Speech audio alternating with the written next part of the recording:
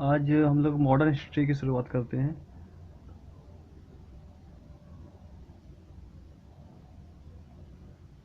Modern history modern history शुरू कहाँ से होती है? देखा है तो मॉडर्न हिस्ट्री की शुरुआत कहाँ से होती है? तो मॉडर्न हिस्ट्री की शुरुआत वहाँ से होती है जहाँ से आप हमारी राष्ट्रवाद की भावना शुरू होती है। राष्ट्रवाद की भावना कहाँ से शुरू होती है? राष्ट्रवाद की भावना शुरू होती है जहाँ से भारतीयों पर शोषण शुरू हुआ। अब बात होता है शोषण कहाँ से शुरू होता है? शोषण अंग्रेजों ने किया। अंग्रेज कहाँ से आए? अगर इसका टाइमलाइन बनाया जाए तो इसका टाइमलाइन में सबसे पहले मॉडर्न हिस्ट्री में टाइमलाइन सबसे पहले देखेंगे तो नंबर एक में आएगा विदेशी शक्तियों का आगमन।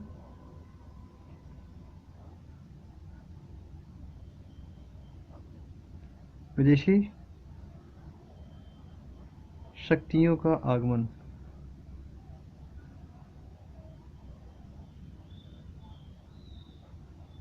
दूसरे में उनके बीच संघर्ष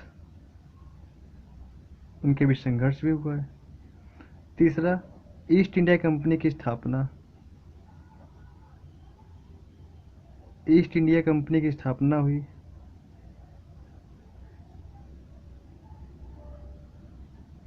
स्थापना हुई।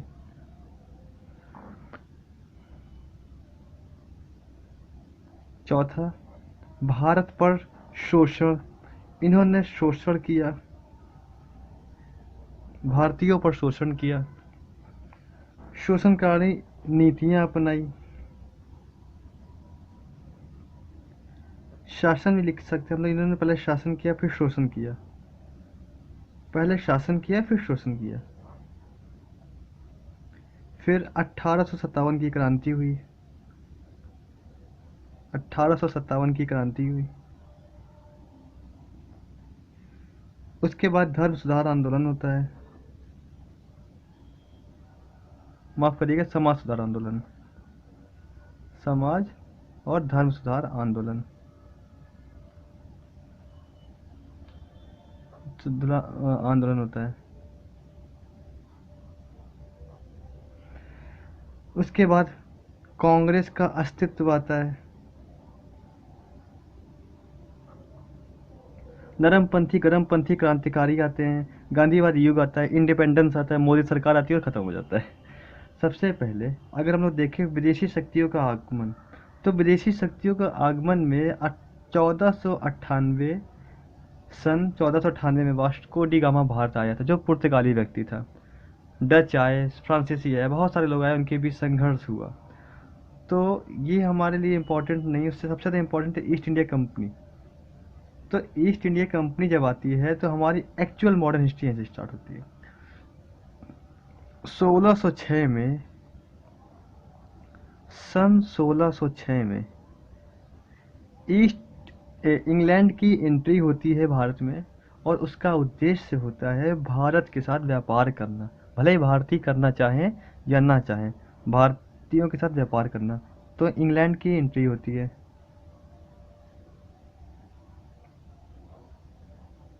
की एंट्री हुई इंडिया पे, एंट्री हुई, और उसका उद्देश्य था भारत के साथ या भारत की इच्छा के विरुद्ध व्यापार करना।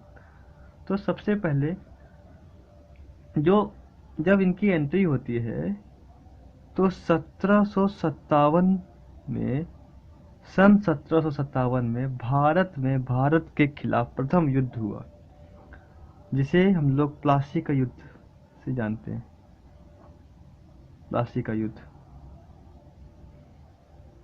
भारत के खिलाफ प्रथम युद्ध था, जो बंगाल के नवाब सिराजुद्दौला और अंग्रेजों के बीच भागीरथी नदी के किनारे हुआ था।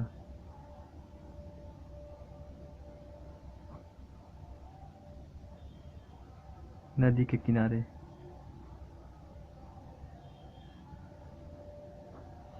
प्लासी का युद्ध ये पहला युद्ध था जो भारत के खिलाफ हुआ। बंगाल के नवाब सिराजुद्दौला के और अंग्रेजों के मध्य हुआ था, जिसमें अंग्रेजों की विजय हुई थी। इसी के 100 साल बाद 1857 की क्रांति हुई थी। तो वो भी हम आएंगे, पहले बाद में देखते हैं। 1757 में प्लासी का युद्ध, जो अंग्रेजों से पहला युद्ध था।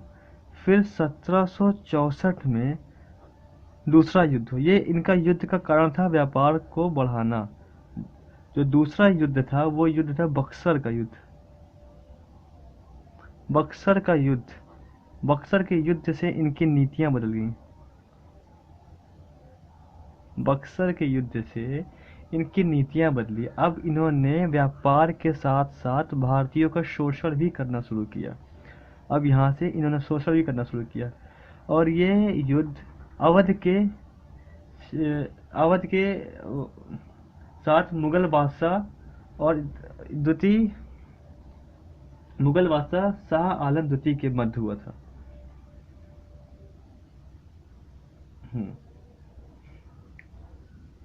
ये अंग्रेज, यहाँ पर भी अंग्रेजों की विजय होती है, यहाँ पर भी अंग्रेज जीतते हैं। तो हम लोगों ने देखा जो पहला युद्ध था प्लासी का युद्ध, ये भारत में भारत के खिलाफ युद्ध था। दूसरा युद्ध था 1764 में जो बक्सर का युद्ध कहलाया। यहाँ से अंग्रेज लोग भारतीयों पर शोषण करना शुरू करते हैं। अब यहाँ पे शोषणकारी नीतियाँ अपनाते हैं।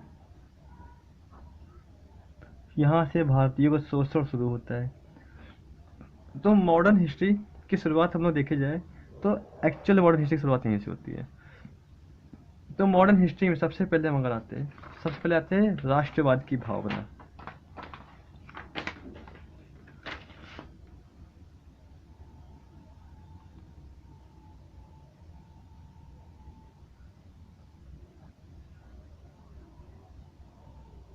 राष्ट्रवाद की भावना,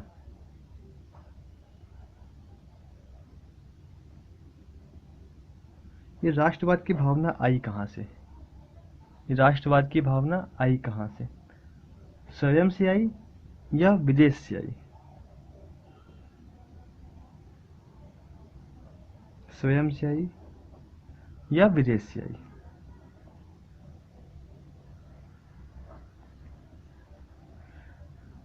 तो अगर हम ये कहें कि राष्ट्रवाद की भावना सिर्फ स्वयं से आई तो भी कहना गलत होगा। और अगर ये कहते हैं राष्ट्रवाद की भावना विदेशों से आई तो भी कहना गलत होगा। तो यहाँ पे ये नहीं कहा जा सकता कि पूरी राष्ट्र भावना स्वयं से आई या पूरी राष्ट्र भावना विदेश से आई। कुछ स्वयं से आई और कुछ विदेशों से भी आई। तो सबसे पहले स्वयं से आई। कैसे आई? स्वयं से आई, देसी भावना जो आई वो स्वयं का देश, स्वयं की मिट्टी, स्वदेश की चिंता, अपने लोगों की चिंता, ये था स्वयं की राष्ट्र भावना। जो विदेश से आई, विदेश से दादा भाई नौरोजी सन 1870 के आसपास इंग्लैंड गए। उन्होंने वहाँ पे देखा कि यहाँ तो कुछ और ही चल रहा है और भारत में अंग्रेज लोग कुछ और ही कर रहे हैं। तो जब वो इंग्लैंड से वापस आते हैं तो उन्होंने भारत आकर के एक बुक लिखी, poverty and un British rule in India. Poverty and un British rule in India and British rule in India.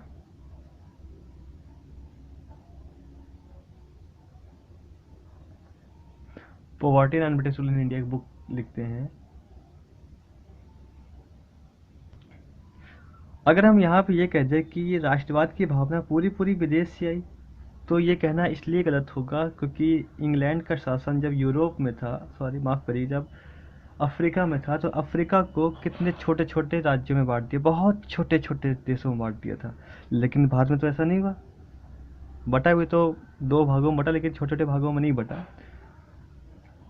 तो भारत एक प्लूरलिस्ट कंट्री होने के बावजूद भी, प्लूरलिस्ट कंट्री का मतलब यहाँ बहुत सारे लोग, बहुत तरह के लोग रहने के बावजूद भी ये एक ही रहा, इसके टुकड़े नहीं हुए। इसलिए देसी भावना भी अंदर कहीं ना कहीं थी। देसी भावना कहीं ना कहीं थी। तो देसी भावना अभी आई थी, ठीक से नहीं बन पाई थी। तो ठीक से बनने के लिए 1885 में कांग्रेस की स्थापना होती है। देखा जाए तो 1885 में जो कांग्रेस की स्थापना होती है, 1885 में ए ह्यूम द्वारा कांग्रेस की स्थापना होती है।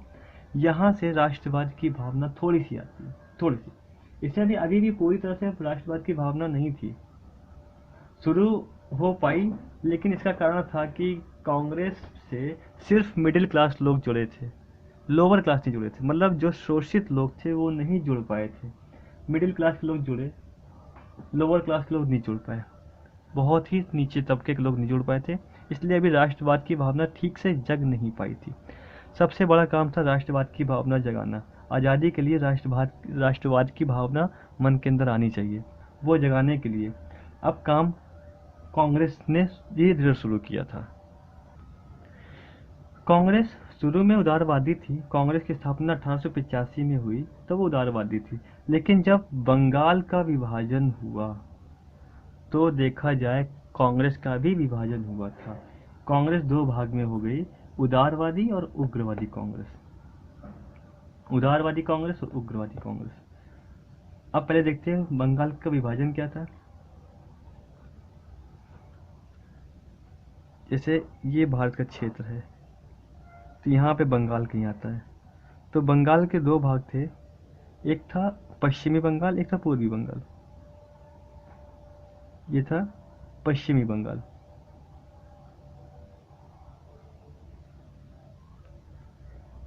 पश्चिमी बंगाल,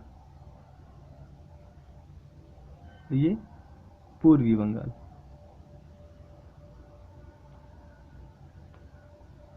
तो पश्चिमी बंगाल हिंदू बहुल क्षेत्र था, पूर्वी बंगाल मुस्लिम बहुल क्षेत्र था। हिंदू बहुल क्षेत्र, मुस्लिम बहुल क्षेत्र। अंग्रेजों ने इसको बांटने का काम किया और बांटने के लिए एक बेबुनियाद तर्क दिया कि यहाँ पे बड़ा क्षेत्र होने के कारण प्रशासनिक व्यवस्था में रुकावट आती है। तो दरअसल ये बंगाल का विभाजन नहीं, हिंदू मुस्लिम एकता का विभाजन था।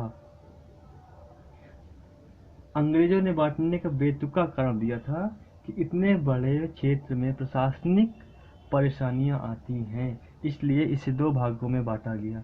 लेकिन बंगाल विभाजन एक क्षेत्र विभाजन न होकर के हिंदू मुस्लिम एकता विभाजन था, जिसमें अंग्रेज विजय हुए। अंग्रेजों की चालाकी थी इसे विभाजित करना। पूर्वी बंगाल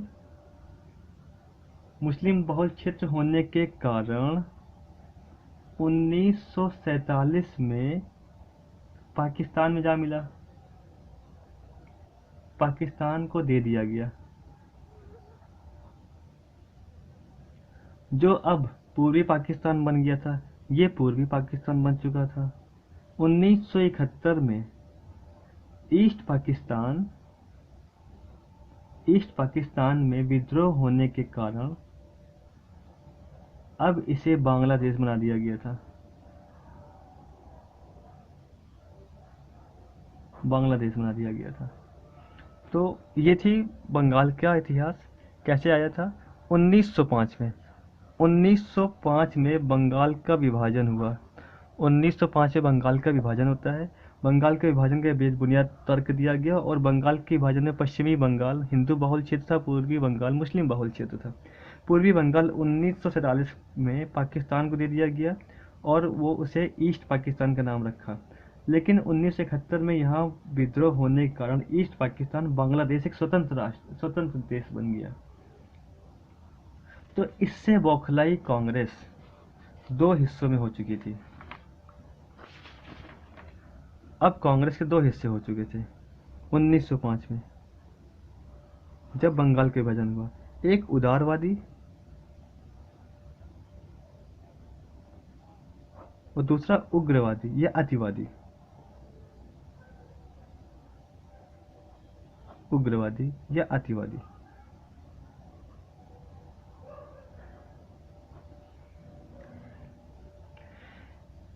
ये उदारवादी कांग्रेस पार्टी अंग्रेजों से प्रार्थना करती थी, याचना करती थी, शांति के तरीके से काम करती थी। इनके नेता थे दादा भाई नौरोजी। इनका काम था प्रार्थना, याचना और शांति से काम।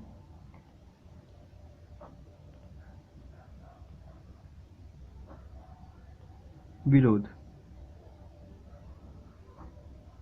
प्रार्थना, याचना, विरोध। ये शांति से काम करना चाहते थे, शांति से काम करते थे। इनके नेता थे दादा भाई नौरोजी, सुरेंद्र नाथ बनर्जी, फिरोज शाह मेहता, मदन मोहन मालवीय। जबकि उग्रवादी नेता थे, ये कहते थे अंग्रेजों का बहिष्कार करो, बहिष्कार करो, हर चीज का बहिष्कार करो, अंग्रेजों का सबका बहिष्कार करो। बहिष्कार, स्वराज्य, स्वराज्य की मांग की, स्वदेशी की मांग की। इनके नेता थे लाल बाल पाल, लाल लाला लाजपत राय, बाल गंगाधर तिलक, बिपिन चंद्र पाल, लाल बाल पाल। ये उग्रवादी थे, ये लड़ाई झगड़े पे ज़्यादा रहते थे, इनको गरम दल के नेता भी कहा जा सकता है। उग्रवादी, अतिवादी, बहिष्कार, स्वराज, स्वदेशी। जबकि उदारवादी प्रार्थना, याचना और विरोध करते थे। ये प्यार से अंग्रेजों को मनाते थे। इसी कारण गरमपंथी नेता बाल गंगाधर तिलक ने इनकी नीतियों को पॉलिटिकल मेंडिकेंसी कहा, मतलब राजनीतिक भिक्षावृत्ति, राजनीतिक भीख मांगना की संज्ञा दी। पॉलिटिकल मेंडिकेंसी। गरमपंथी नेता बाल गंगाधर तिलक ने कहा कि आप तो भीख मांग रहे हैं अंग्रेजों से, वो अंग्रेज लोग भीख नहीं देंगे, और इसका विरोध करना पड़ेगा, लड़ना पड़ेगा, भीख मांगने से कुछ नहीं होगा। 30 दिसंबर 1906, 30 दिसंबर 1906 ढाका में ऑल इंडिया मुस्लिम लीग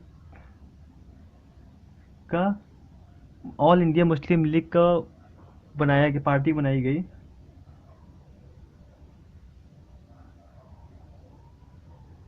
ऑल इंडिया मुस्लिम लीग का गठन हुआ।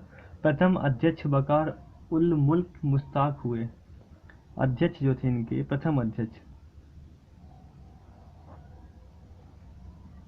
वकार उल मुल्क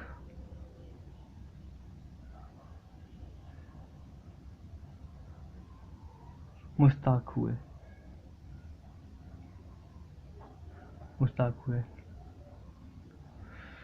मैंने आपको बताया कि कांग्रेस दो भागों में विभक्त हो चुकी थी, जो 1907 में बिल्कुल अच्छे से एक्टिव हो गए। 1907 में सबको दिखने लगा था कि कांग्रेस दो भागों में विभक्त हो चुकी है, गरम और नरम।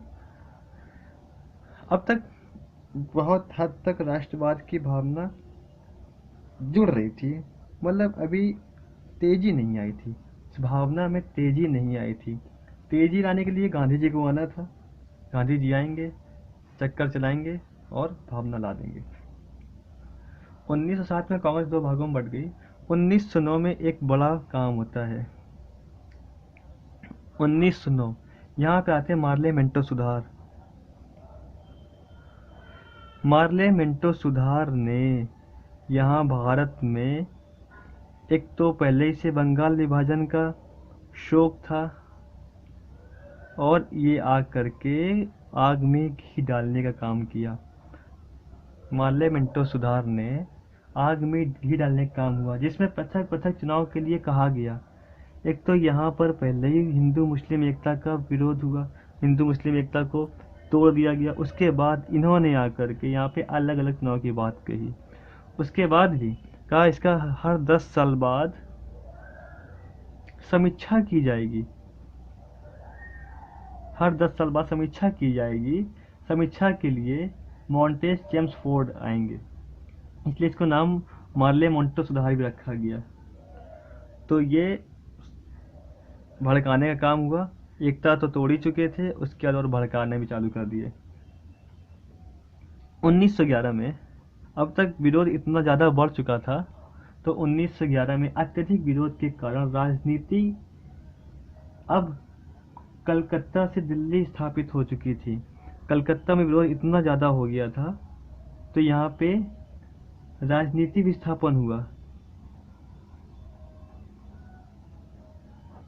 राजनीति दिल्ली आई, दिल्ली विस्थापित हुई।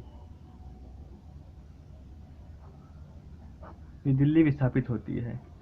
इस साल अंग्रेजों ने बंगाल विभाजन को मना भी कर दिया था कि बंगाल विभाजन नहीं होगा, लेकिन एक बार जब विभाजन हो गया तो उसको कोई नहीं जोड़ सकता, नहीं जोड़ सकता।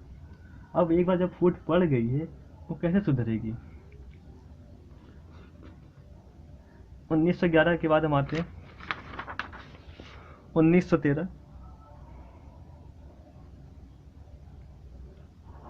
1913 में सन 1913 में ढाका में मुस्लिम लीग के अध्यक्ष मोहम्मद अली जिन्ना बने।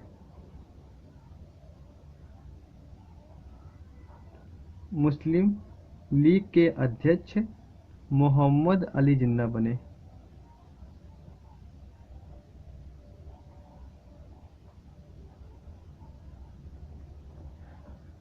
इसका मैंने अभी आपको बताया था कि मुस्लिम लीग, ऑल इंडिया मुस्लिम लीग ढाका में ही बनी थी 1906 में।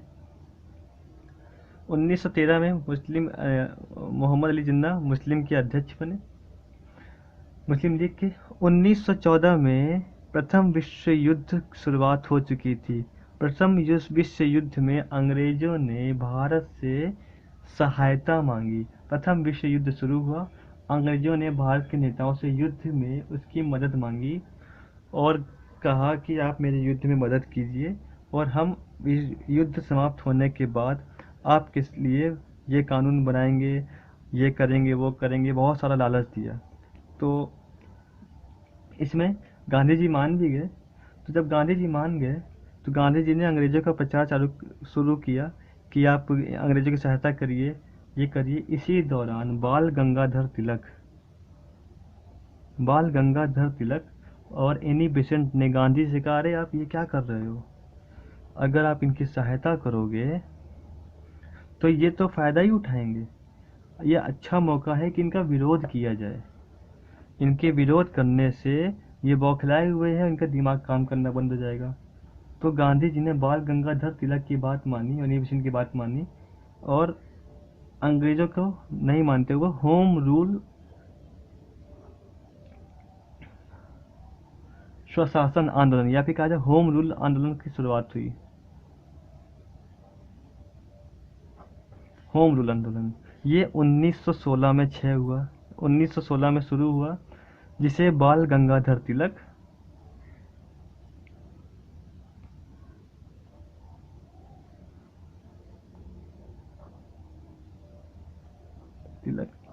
और एनी बेसेंट ने शुरू किया। एनी बेसेंट ने शुरू किया। बाल गंगाधर तिलक 28 अप्रैल 1916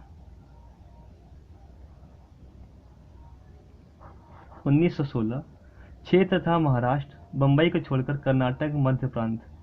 तिलक ने गणेश उत्सव और शिव उत्सव भी चालू किया था। महाराष्ट्र में होने वाले गणेश उत्सव और शिव उत्सव भी बाल गंगाधर तिलक की देन है। और एनी बेसेंट ने इस क्षेत्र को छोड़ करके, बाल गंगाधर तिलक के क्षेत्र को छोड़ करके, मतलब महाराष्ट्र, कर्नाटक, मध्य प्रांत को छोड़ करके शेष भारत में शुरू किया दिसंबर 1916 में।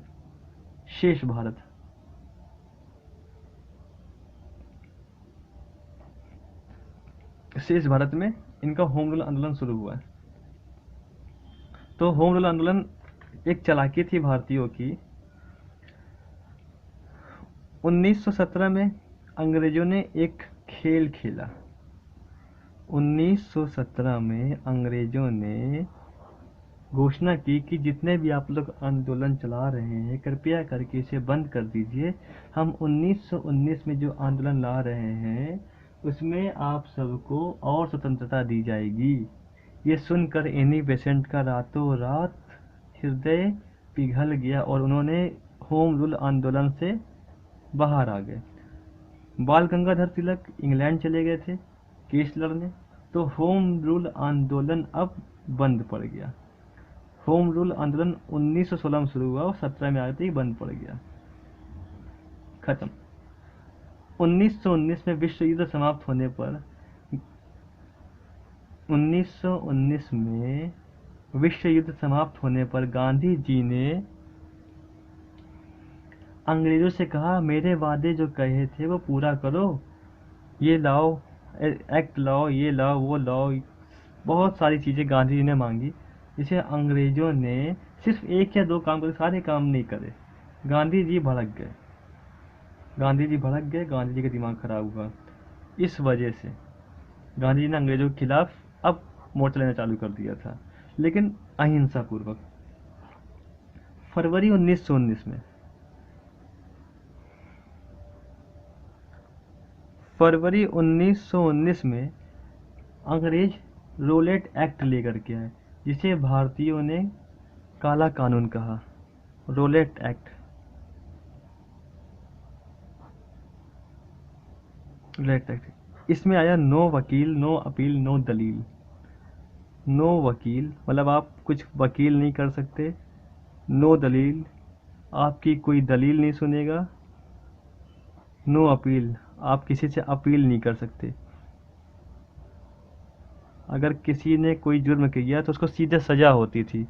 नो वकील, नो दलील, नो अपील। ये रोलेट एक्ट था, जिसने भारतीयों ने इस एक्ट को काला कानून भी कहा। डॉक्टर किचलू ने इसका विरोध किया, और पंजाब में मार्शल लॉ चल रहा था, तो मार्शल लॉ के खिलाफ वहाँ पे कुछ लोग शांतिपूर्वक आंदोलन कर रहे थे। डॉक्टर किचलू ने इसका विरोध किया तो डॉक्टर किचलू को गिरफ्तार कर लिया गया। 13 अप्रैल 1919, 13 अप्रैल 1919 में जलियांवाला बाग कांड होता है।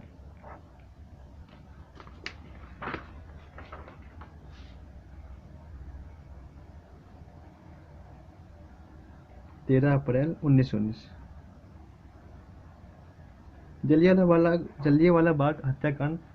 यहाँ पर एक दिन पहले हुआ गोली कांड, जो मार्शल लॉ लगा हुआ था पंजाब में, इसका विरोध के लिए, शांतिपूर्वक विरोध के लिए सब यहाँ पर बैठ करके मीटिंग कर रहे थे।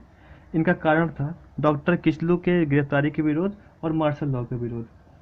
जलियांवाला बाग का एक बहुत बड़ा बाग था, जिसकी दीवारें 20-20 फुट ऊपर थी। इसकी दीवारें 20-20 फीट ऊंची, और दरवाज़ा सिर्फ एक ही था। एग्जिट गेट भी एक ही था और एंट्री गेट भी एक ही था। छोटे छोटे गेट, ज़्यादा बड़े बड़े भी गेट नहीं थे। और अंग्रेज़ों को पता चला कि यहाँ एक बहुत बड़ी मीटिंग चल रही है, बहुत बड़ी मीटिंग चल रही है। तो यहाँ पर जब अंग्रेज आए, जनरल ओ डायर ने गोलियां चलवा दी। अंग्रेज के जनरल ओ डायर ने गोली चलवा दी। यहाँ बैठे हुए 1000 लोग मारे गए, जबकि सरकारी रिपोर्ट में 1000 लोग मारे गए, लोग मरे। सरकारी रिपोर्ट में सिर्फ 379 लोगों को दिखाया गया कि 379 लोग मरे, जबकि 1200 घायल हुए। तो अंग्रेजों ने यहाँ पर भी चालाकी दिखाई। मरे 1000 से ज़्यादा थे, दिखाया सिर्फ 379 लोगों को। विरोध हो रहा था डॉक्टर किचलू की गिरफ्तारी और मार्शल लॉ का, वो भी शांतिपूर्वक। इन्होंने जबरदस्ती आकर के यहाँ पे नरसंहार किया।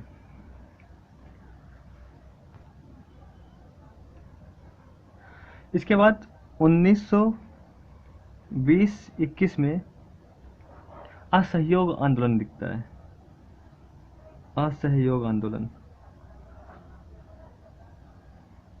असहयोग आंदोलन में कहा गया कि आप अंग्रेजों का विरोध करिए। हिंसक कांड से गांधी जी परेशान होकर के, पहले तो देखते हैं असहयोग आंदोलन था क्या। असहयोग आंदोलन में कहा गया कि आप अंग्रेजों का सहयोग ना करें, आप इनका विरोध करें, इनके कार्य का विरोध करें। लेकिन असहयोग आंदोलन में अभी पूरी तरह से लोग नहीं जुड़ पा रहे थे, अभी भी कुछ लोग इससे नहीं जुड़ पा रहे थे।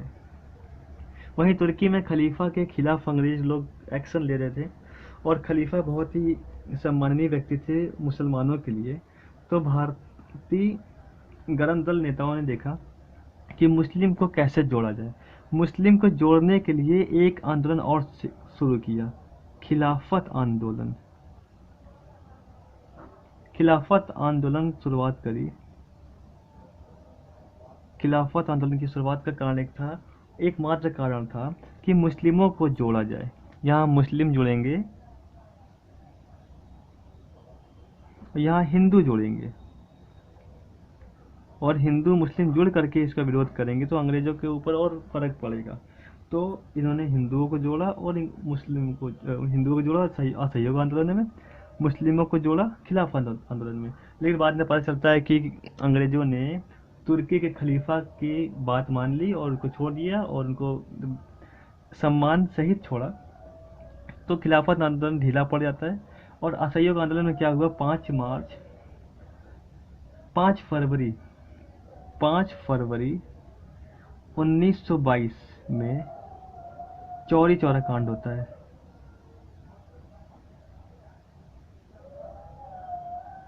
चौरी चौरा कांड हुआ।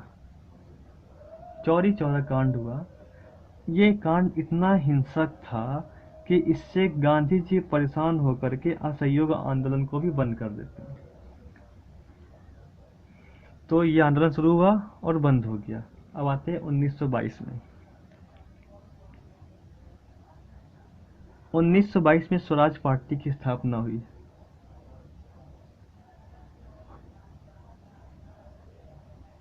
स्वराज पार्टी की स्थापना मोतीलाल नेहरू और चित्तरंजन दास की अगुवाई में इसकी स्थापना की गई। इनका कारण था, इसकी स्थापना का एकमात्र कारण था, इन्होंने कहा कि हम लोग बाहर से खड़े होकर के विरोध करने से कोई फायदा नहीं, सिस्टम में घुस के विरोध करो, चुनाव लड़ के संसद में जाके विरोध करो। तो इन्होंने स्वराज पार्टी भी हम लोगों ने देखा कि मोतीलाल नेहरू चित्तरंजन दास की अगुवाई में हुई थी। इनका कहना था कि सिस्टम में घुस करके हमें करना पड़ेगा, जो कुछ भी करना, बाहर से बोलने से, बाहर चिल्लाने से कुछ नहीं होगा, सिस्टम में घुस करके लड़ेंगे, सिस्टम में जाएंगे, अंग्रेजों के सामने संसद में बोल के लड़ना पड़ेगा। 26 दिसंबर 1925 में भारतीय कम्युनिस्ट पार्टी की स्थापना होती है। CPI, communist party of India, भारतीय कम्युनिस्ट पार्टी की स्थापना होती है, जो कि रूस में आए साम्यवाद और मार्क्सिस्ट से प्रभावित थे। साम्यवाद, इसमें कृषक वर्ग जुड़े। इसकी खास बात यही थी कि इसमें कृषक वर्ग जुड़ने लगे।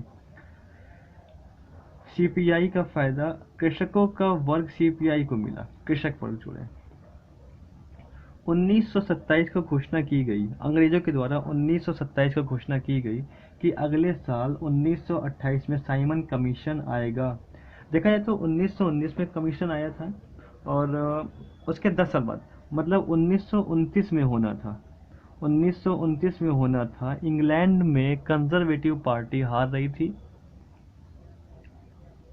इंग्लैंड में देखा गया, इंग्लैंड की नीति थी कि कंजर्वेटिव पार्टी हार रही है और लेबर पार्टी जीत रही। लेबर पार्टी को कोई भी अभी बिल्कुल भी एक्सपीरियंस नहीं है सत्ता का कि कैसे चलाना है, तो वो अपने फ़ायदे के लिए साइमन कमीशन को 1929 की बजाय 1928 को ही बुला लिया, 1 साल पहले भारत भेज दिया कि उसे अपने फ़ायदा भारत से ही निकालना था, कमाई का जरिया बाहर से ही करना था। तो 1927 को ये घोषणा की गई कि अगले साल 1928 में साइमन कमीशन आएगा, जिसका कारण होगा संवैधानिक सुधार। तो 1927 को 27 का घोषणा की गई और 1928 में साइमन कमीशन भारत आया। साइमन कमीशन भारत आया। इनका उद्देश्य था कि संवैधानिक सुधार, लेकिन इसे 1929 में आना था, मैंने आपको बता दिया था। अंग्रेजों की ब्रिटेन में कमजोर होती कंजर्वेटिव पार्टी को महत्वाकांक्षाओं की पूरा करने के लिए इसे 1 साल पहले भेजा गया। साइमन कमीशन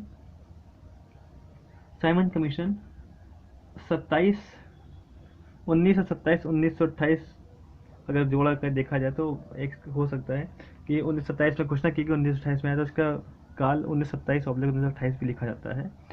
तो इसमें 7 सदस्यों की टीम आई, 7 मेंबर्स आते हैं, 7 मेंबर्स आए। इसमें एक भी भारतीय नहीं था, मतलब भारत के संविधान के लिए ही आए और भारत का एक भी नागरिक नहीं था। जिसका विरोध लाला लाजपत राय ने किया। साइमन कमीशन के विरोध लाला लाजपत राय ने किया और गो साइमंड्स के नारे भी लगाए। Go back Symonds, go back Symonds के नारे भी लगाए। तो लाला लाजपत राय के विरोध होता है, लाला लाजपत राय को लाठियों से मारा जाता है, उनका सर फट जाता है, लाला लाजपत राय की मौत हो जाती है। 1927-1928 के बाद 1928 में नेहरू रिपोर्ट आती है। नेहरू रिपोर्ट,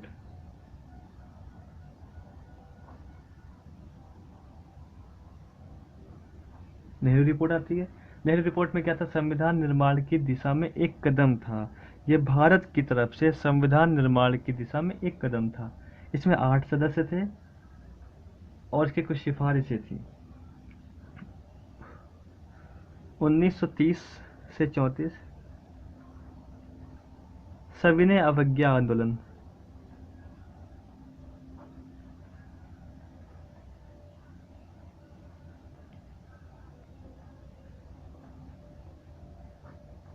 सविनय अवज्ञा आंदोलन आया। यह 12 मार्च 1930 दांडी मार्च से शुरू हुआ। इसी में ही 12 मार्च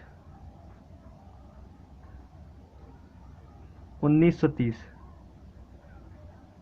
दांडी मार्च,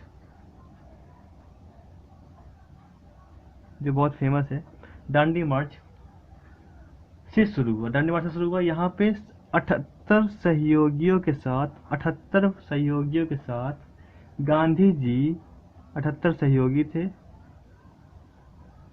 सहयोगी के साथ गांधी जी साबरमती आश्रम से 200 मील पैदल चल करके समुद्र के तट पर बसे एक डांडी गांव पहुंचे।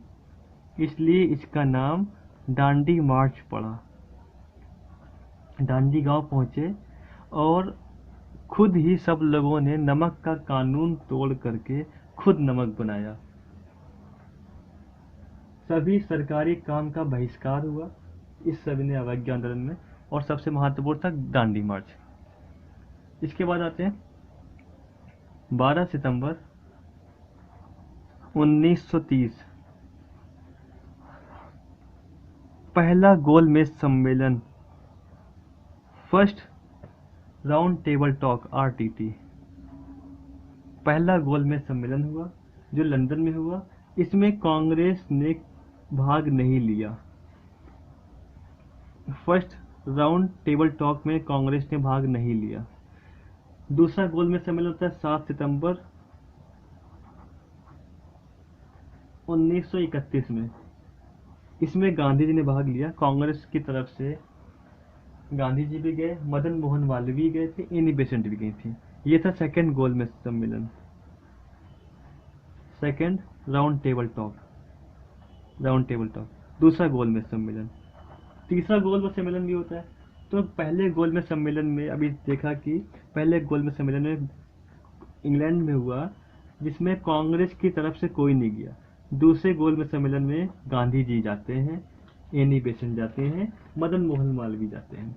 तीसरा गोलमेज सम्मेलन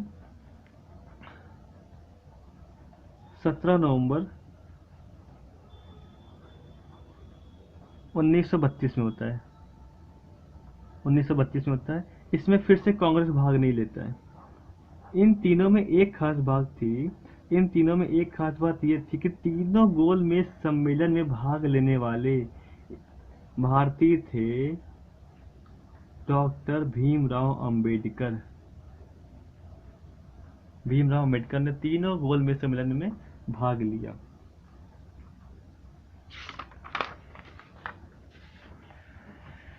उन्नीस सौ 1940 में आता है अगस्त प्रस्ताव। 1940 अगस्त प्रस्ताव।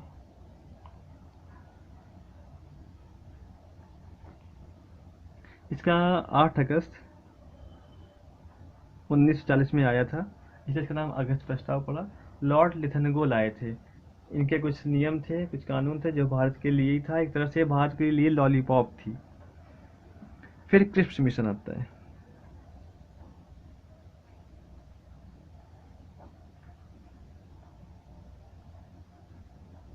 क्रिप्स मिशन 1942 में आया। द्वितीय विश्व युद्ध की शुरुआत हो चुकी थी। द्वितीय विश्व युद्ध में भारतीयों से युद्ध में भाग लेने के लिए स्टैफोर्ड क्रिप्स की अध्यक्षता में ये मिशन शुरुआत किया गया। इसके अध्यक्ष थे स्टैफोर्ड क्रिप्स।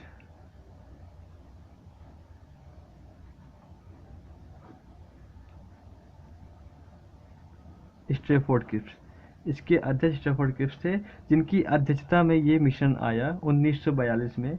इनका कहना था कि भारतीयों, आप हमारी मदद करिए, आप हमारे साथ भाग लीजिए युद्ध में और हम आपको आज़ादी दिलाएंगे। इन्होंने लालच दिया, युद्ध की समाप्ति के बाद भारत को डोमिनियन स्टेट बना देंगे, संविधान सभा का गठन कराएंगे, भारत का एक अपना संविधान होगा, ये होगा वो होगा। गांधी जी ने इस मिशन को पोस्ट डेटेड चेक कहा।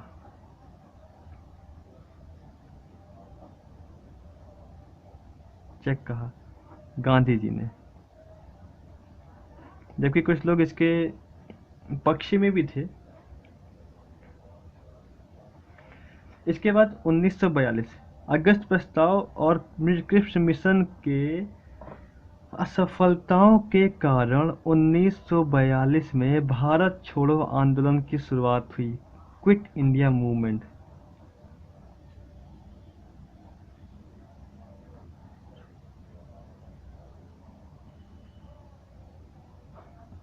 उन्नीस सौ 1940 अगस्त प्रस्ताव और 1942 क्रिप्स मिशन के असफलता के कारण 1942 में भारत छोड़ो आंदोलन की शुरुआत होती है और इसमें राष्ट्रवाद की भावना बहुत तेजी से बढ़ चुकी होती है। उसके बाद और भी 1945 में, माफ करिएगा,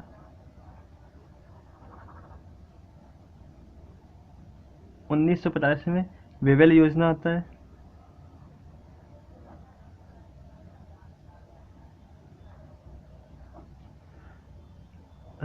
इसी साल 1945 में शिमला समझौता भी आता है।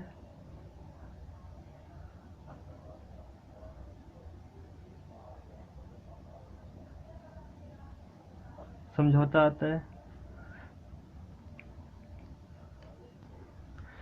समझौता आता है। हाँ, अभी देखते हैं भारत छोड़ो आंदोलन। इससे द्वितीय विश्व युद्ध मित्र राष्ट्रों की स्थिति खराब थी। जापान भारत की ओर बढ़ रहा था। इस स्थिति में कांग्रेस का मानना था कि ब्रिटेन के चलते जापान भारत पर हमला कर सकता है। यदि अंग्रेज यहाँ से चले जाएं तो भारत इन समस्याओं से निपट सकता है। इसलिए भारत छोड़ो आंदोलन की शुरुआत हुई। इस दौर पर देश में राष्ट्रीय सरकार की स्थापना की मांग की गई, जिसे अस्वीकार किए जाने पर कांग्रेस ने 8 अगस्त 1942 को भारत छोड़ो प्रस्ताव पारित किया। और जनवरी 1940, मैं आपको इसे बताना भूल गया, 1941 यहाँ आज़ाद हिंद फौज की सुभाष चंद्र बोस ने अफगानिस्तान, इटली होते हुए जापान पहुंचे, वहां पे इसकी शुरुआत की। इंडियन नेशनल आर्मी का गठन किया। रास बिहारी बोस ने मार्च 1942 में गठन किया, जबकि 1941 में सुभाष चंद्र बोस भारत से निकलकर अफगानिस्तान, इटली होते हुए जापान पहुंचे थे। 4 जुलाई 1943 को सुभाष चंद्र बोस ने इंडियन लीग की कमान संभाली थी। हाँ, मैं बता रहा था विवेल योजना क्या था? सुशासन की प्राप्ति के लिए गवर्नर जनरल की कार्यकारिणी के सदस्यों में भारत का राजनीतिक नेता भी हो। विवेल योजना का प्लान था भारतीय प्रशासन में भारतीय मंत्री का हस्तक्षेप भारत के हित में हो। सही है। भारतीय नेताओं द्वारा इस योजना को स्वीकार किए जाने पर प्रांतों में धारा 93 रद्द कर दी गई थी। शिमला समझौता मुस्लिम लीग केंद्रीय विधानसभा के यूरोपियन दल द्वारा आमंत्रित लोगों ने भाग लिया शिमला समझौता में। इसके बाद 1945 और 46 के चुनाव हुए, ये बहुत इंपॉर्टेंट है। 1945 और 46 के चुनाव, इस चुनाव में कांग्रेस को बहुत बड़ी सफलता मिली। नेहरू सबसे बड़े प्रचारक रहे। नेहरू सबसे बड़े प्रचारक थे, जबकि सरदार पटेल सरदार पटेल टिकट वितरण में लगे थे, टिकट वितरण करते थे।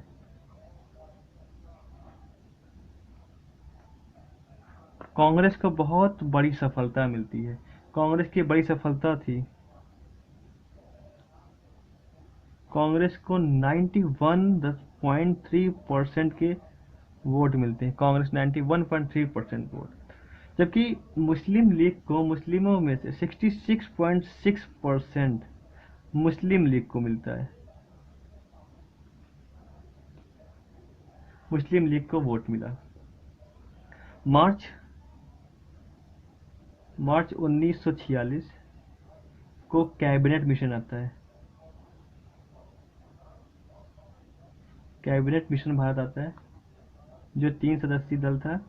इसमें लॉर्ड पैथिंग लॉरेंस, पहले थे लॉर्ड पैथिंग लॉरेंस, दूसरे थे क्रिप्स, स्टैफोर्ड क्रिप्स, तीसरे थे एवी अलेक्जेंडर।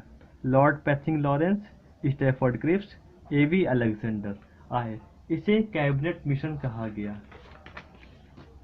माउंटबेटन योजना आती है। माउंटबेटन योजना स्वतंत्रता के लिए थी।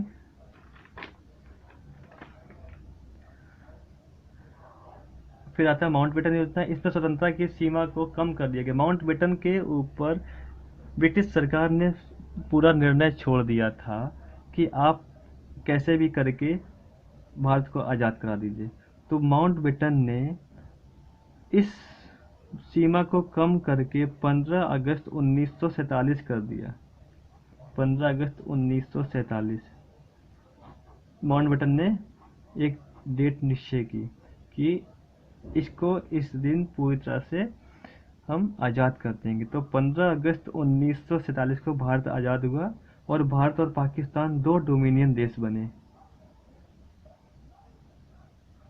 इंडिया एंड पाकिस्तान 2 डोमिनियन देश बने। अब बात तो थी भारत आज़ाद हो चुका था। इसके बाद भारत में आज़ादी के बाद देशी रियासतों का एकीकरण बचा हुआ था। भारत आज़ाद होने के बाद भारत में लगभग 500 छोटे छोटे टुकड़े हो चुके थे, जो देशी रियासतों में बटे थे। उन देशी रियासतों में से 497 तो आ गई थी भारत के पक्ष में, लेकिन 3 रियासतें अभी नहीं आ रही थी। वो 3 रियासतें पहली थी जूनागढ़ रियासत, दूसरी थी हैदराबाद और तीसरी थी कश्मीर रियासत।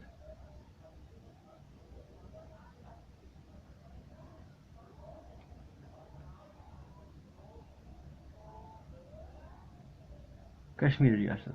तो जूनागढ़ रियासत में जनमत संग्रह कराया गया। इसकी अधिकांश जनसंख्या हिंदू थी। 20 फरवरी 1949 में जूनागढ़ में जनमत संग्रह कराया गया। हैदराबाद की अधिकांश जनसंख्या मुस्लिम थी। यहाँ के नवाब भी मुस्लिम थे। वो चाहते थे कि हैदराबाद को एक पाकिस्तान में मिलाया जाए, लेकिन यहाँ पे पुलिस कार्रवाई की गई और इस पुलिस कार्रवाई को संयुक्त राष्ट्र में आवाज़ उठाई गई, जिससे पुलिस कार्रवाई को वहाँ के विरोध के लिए एक जरूरी कदम बताया गया। उस पुलिस कार्रवाई के बाद हैदराबाद निज़ाम को यहाँ पे गिरफ्तार कर लिया जाता है और इसे भारत में विलय करा दिया जाता है। फिर बात आती है कश्मीर की। कश्मीर के राजा हरिचंद्र थे। कश्मीर के शासक थे हरि सिंह शासक थे। वो चाहते थे कि कश्मीर को हम एक स्वतंत्र राष्ट्र घोषित करें। राजा हरि सिंह कश्मीर को स्वतंत्र राष्ट्र घोषित करना चाहते थे।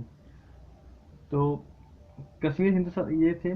और आंदोलन के दौरान 20 मई 1946 को कश्मीर के हिंदू शासक महाराजा हरि सिंह के विरुद्ध कश्मीरी छोड़ो आंदोलन के दौरान नेशनल कांग्रेस के नेता शेख अब्दुल्ला गिरफ्तार कर लिए गए। और यहाँ पे पाकिस्तानी कश्मीर क्षेत्र में पाकिस्तानी सेना घुस आती है और घुसपैठ करती है, जिससे कश्मीर के शासक राजा हरि सिंह घबराते हैं और जल्दी से जा करके भारत में विलय के लिए हस्ताक्षर कर देते हैं। तो 20 मई 1946 को ये भी भारत में विलय हो जाता है।